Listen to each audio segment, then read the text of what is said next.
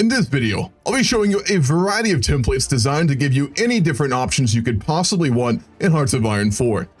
As we go, I will do my best to explain my thought process so you understand the strengths while being as short as possible. Let's get going. Infantry is the easier to make and most versatile unit in HOI4. It will never be able to compete with raw stats of armored divisions or special forces, but you will have enough in every game. It's important to make sure they're doing what they're supposed to. This 10 width is designed for one purpose, to fill your front lines and hold the enemy. Optimally, you should go for larger sizes, but sometimes being spread thin or being a small nation means you need to put out 10 widths. Never go below this, as you will get very heavy penalties. Engineers provide terrain bonuses to defense and allow for more entrenchment, meaning they are the most important support battalion on any infantry division. Support artillery and support AA are optional, but are massively impactful if you add them. The 24 width option is better for a number of reasons to a 10 width, or any size below. It has simply more stats, as you can see by the higher soft attack, defense, and almost everything else. This means your divisions will hold longer and take much more to break. If you're playing a country with very little manpower or high attrition, take field hospitals as well. You may have seen other videos saying they're awful. That simply is not true, as they save you a ton of manpower. Moving to offensive-oriented infantry. This division is designed to be able to actually give you some ability to push. It's best when pushing in the plains, hills, or desert terrain, but can do so anywhere. I recommend having a contingent of these under a separate general alongside defensive infantry, so you can know which to push with. The anti-tank and recon support battalions are optional, but give you much more flexibility and better stats. Add engineers if you really want to, but their only main use is faster movement if you're using these as they are intended in an offensive manner. This division is a slight modification using a small amount of armor. You have almost certainly heard of Space Marines, which really just means you have tanks which give some of their armor to make it very hard to do any damage to your divisions. They're also able to push very effectively, assuming you're in single player. If you find yourself in a multiplayer game, they're almost always banned, so be warned. The maintenance and recon support companies can be exchanged for light flame tanks or logistic support battalions as well, depending on what you need. This division shows what an anti-tank infantry division looks like. These are used if you did not build armor yourself or didn't make enough to be able to deal with the enemy.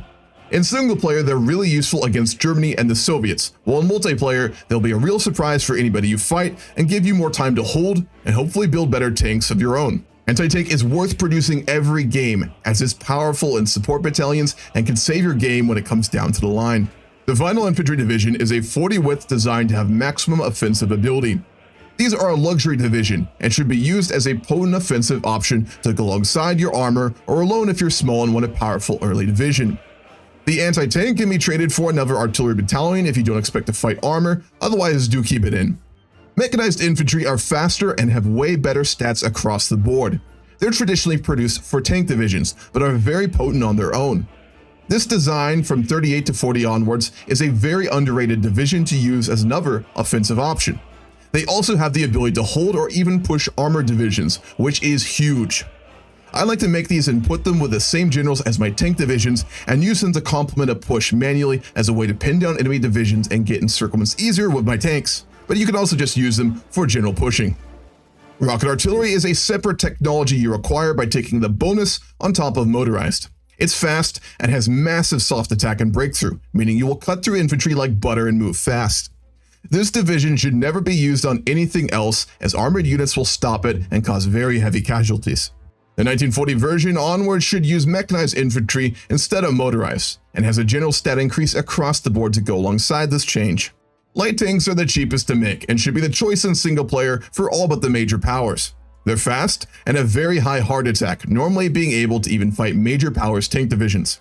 In multiplayer, never make these, as it will just not end well. You can remove the engineer support battalion, but it gives movement bonuses, which is really useful for tanks given they're all about manually moving them around and getting encirclements. Anti-air support is not optional, nor is maintenance, due to the fact that it gives an increased reliability, allowing you to make better tanks.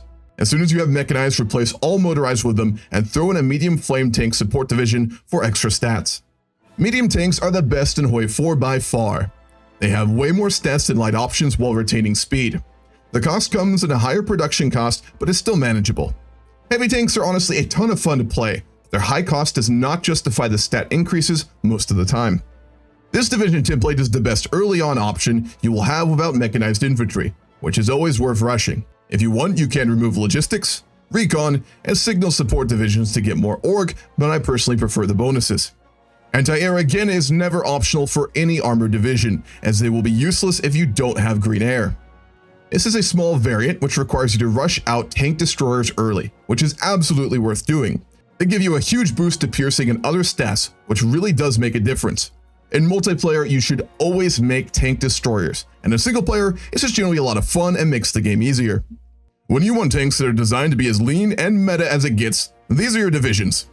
They utilize the 34 combat width, which is the best for armor at the moment, as well as medium tank destroyers and anti-air tanks, which is the best you can make at present. They dominate in single player and are what you always want to take in multiplayer. For support divisions, this is more a matter of opinion. Signal is not optional for meta designs. It gives initiative, which increases your reinforce rate, allowing your divisions to stay in more often.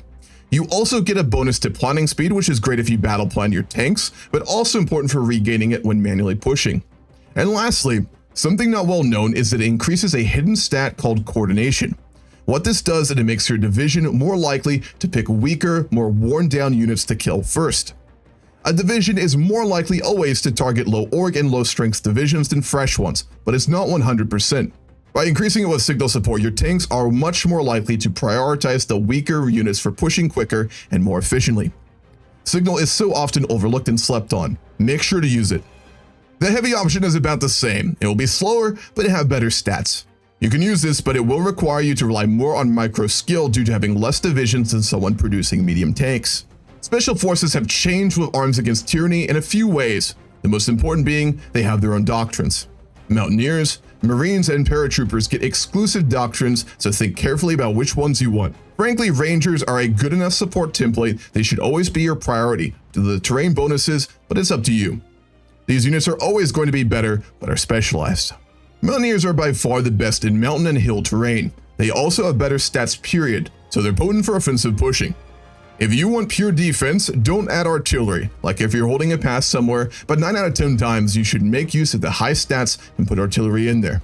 These are so important, I also recommend you putting them on elite so they get the best equipment first. 25 width is not optional due to the mountains having increments of 25 for their combat width, which is the priority for this unit.